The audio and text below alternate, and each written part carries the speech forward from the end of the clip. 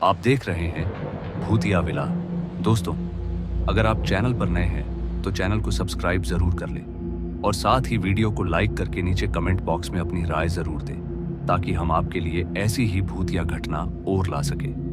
तो चलिए बढ़ते हैं आज की कहानी की ओर। दोस्तों, मैं एक आम आदमी हूं और अपना गुजारा एक किराने की दुकान पर नौकरी करके करता हूं, जिस वजह से हर रोज नए नए ग्राहक आते रहते हैं, जिनमें से कुछ तो जान पहचान के होते हैं तो वही कुछ अनजान। मगर एक दिन मेरी मुलाकात एक ऐसे ग्राहक से हुई जिसने मेरे होश उड़ा दिए। आखिर क्या हुआ था मेरे साथ, आइए जानते हैं आज की इस कहानी में। तो चलिए शुरू करते हैं आज की कहानी। एक दिन मुझे अपने घर जल्दी जाना था क्योंकि उस दिन मेरी बेटी की तबीयत खराब थी। मगर उस दिन पहले मैं अपने मालिक से कहता कि आज मुझे जरा जल्दी घर जाना है कि वह मुझसे बोल पड़े, अरे रमेश, देखो मैं अभी निकल रहा हूं, तू दुकान संभाल लेना और अगर कोई दिक्कत हो तो बाबूजी को फोन करके बुला लेना, वो आ जाएंगे मदद करने। इतना कहते ही बिना मेरी बात सुने वह चले गए। फिर अब मैं भी क्या करता, इसलिए अपने काम पर लग गया। ग्राहक आते जाते रहे और शाम होते होते ग्राहकों को संभालने में दिक्कत होने लगी क्योंकि शाम के वक्त ग्राहकी ज्यादा होती है। इसलिए मुझे लगा कि बड़े मालिक यानी बाबूजी को फोन करके बुला लेता हूं। मगर ग्राहकों के कारण मुझे फोन करने तक की फुर्सत नहीं मिली और तो और कब 9 से 12 बज गए पता ही नहीं चला। वक्त को देखते हुए मैं जल्दी जल्दी दुकान बढ़ाने लगा। मैं दुकान की लाइट ऑफ कर ही रहा था कि तभी मैंने देखा कि एक औरत दुकान के गेट के सामने खड़ी है, लेकिन मुझे बहुत देर हो चुकी थी। तो मैंने उस औरत से कहा, दुकान बंद हो गई है, आप कल सुबह आना। मगर वह औरत अपनी जगह से हिली तक नहीं। फिर मैं उसके पास जाकर बोला, अरे बहन जी, आप ही से कह रहा हूं, दुकान बंद हो गई है। लेकिन जब मेरी नजर उसके चेहरे पर पड़ी तो मैं अपनी बात कहते कहते चुप हो गया। दरअसल उस औरत की आंखों में आंसू थे और उसके कपड़ों पर मिट्टी लगी थी। उसने मुझसे दूध देने के लिए कहा। उसके दूध मांगते ही मैंने तुरंत ही एक पैकेट दूध निकालकर उसे दे दिया। दूध लेने के बाद उसने मेरे से कहा, लेकिन पैसे नहीं है मेरे पास। उसके इतना कहते ही पता नहीं क्यों अब मेरे आंखों में भी आंसू थे और मेरा गला भर आया था। फिर मैंने उस औरत से कहा, कोई बात नहीं है, आप दूध का पैकेट ले जाइए। उसके बाद वो औरत वहां से चली गई और मैं भी दुकान बंद करके घर चला आया।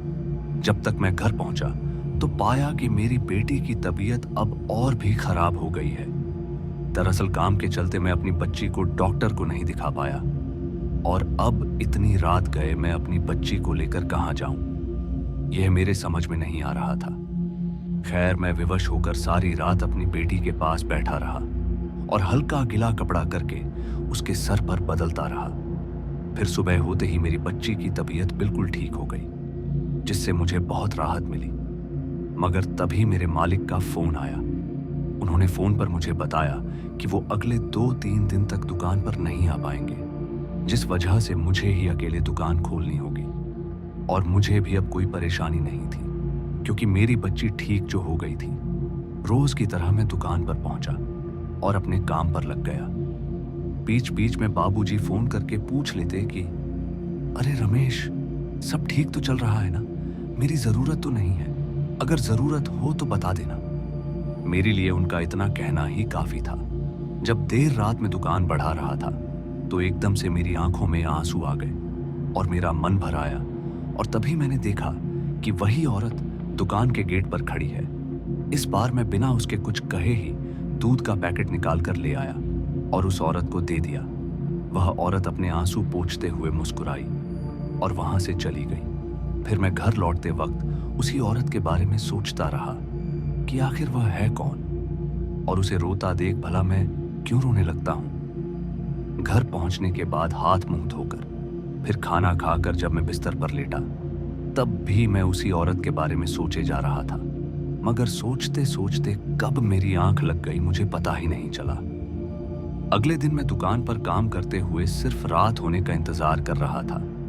हालांकि आज ज्यादा ग्राहक भी नहीं थे। बड़े मालिक ने भी फोन पर कह दिया था कि आज दुकान जल्दी बंद कर देना, मगर मैं रुका हुआ था। उसी औरत के चक्कर में। फिर जब मुझे लगा कि शायद आज वह औरत नहीं आएगी, तो मैं दुकान बढ़ाकर ताला लगा ही रहा था कि मेरे आंखों से आंसू गिरने लगे। मुझे बहुत ही ज्यादा दुख का एहसास हो रहा था। मैं समझ गया कि वह औरत आ गई है। मैंने पीछे पलटकर देखा तो सच में वह औरत खड़ी थी और साथ ही वह रो रही थी, और आज उसके पूरे कपड़े और बालों में मिट्टी लगी थी। मैं इस बार उससे पूछने वाला ही था कि आप कौन हैं, कि वह बोल पड़ी दूध के लिए। उसका चेहरा इतना भावुक कर देने वाला था कि मैं बिना कुछ कहे दुकान खोलकर फिर से उस औरत को दूध का पैकेट दे दिया, और हमेशा की तरह वह औरत बिना कुछ कहे चली गई। फिर अगली सुबह जब मैं दुकान के लिए निकल रहा था तो मालिक का फोन आया, और उन्होंने मुझे दुकान पर जाने की बजाय सीधे अपने घर आने को कहा। जब मैं मालिक के घर पहुंचा तो उन्होंने कहा कि कुछ दिनों के लिए मुझे बड़े मालिक के साथ दूर गांव जाना है, वो भी आज ही। और फिर उसी वक्त मुझे अपने बड़े मालिक के साथ जाना पड़ा। फिर जब मैं 3 दिन बाद लौटा तो मैं अभी भी उस औरत के बारे में ही सोच रहा था। फिर दुकान पर जब मालिक आए तो मैंने उनके आते ही पूछा, बाबूजी कोई औरत आती थी क्या दूध के लिए? इस पर वह बोले, अरे वह तो हर वक्त आती जाती रहती है। अब तू किस औरत की बात कर रहा है मुझे कैसे पता होगा? ये सुनकर मैंने उन्हें सारी बात बता दी।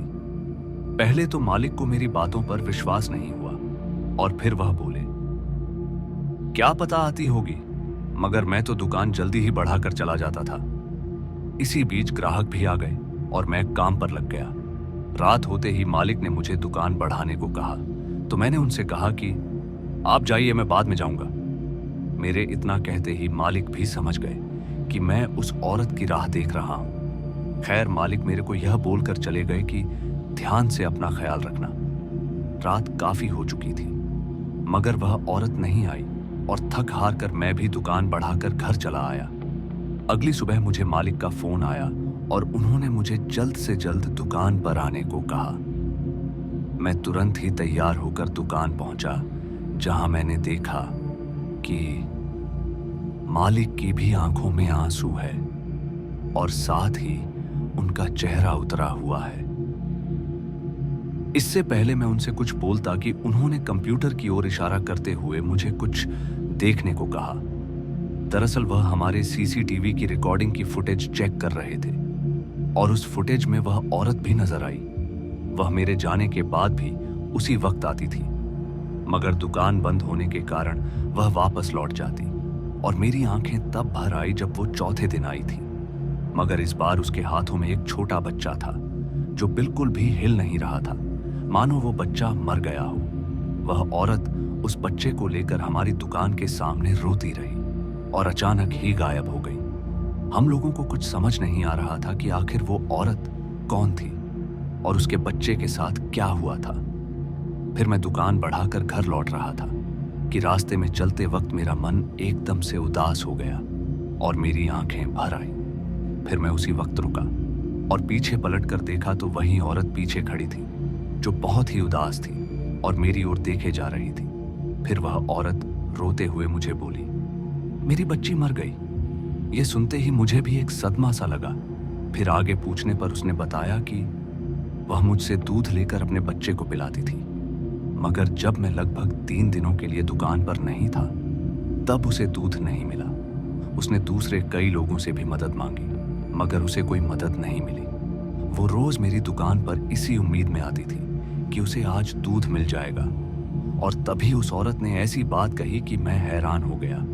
उसने कहा कि मैं तो जीते जी ना अपने बच्चे का ख्याल रख पाई और न ही मरने के बाद। यह बोलते ही वह औरत मेरी आंखों के सामने ही धुआं बनकर गायब हो गई। उस औरत की याद मुझे आज भी आती है और उसका चेहरा आज भी मुझे कभी कभार रुला देता है। तो दोस्तों, आज की इस कहानी में बस इतना ही, और मैं आपका दोस्त जल्द मिलूंगा एक ऐसी ही और डरावनी कहानी के साथ।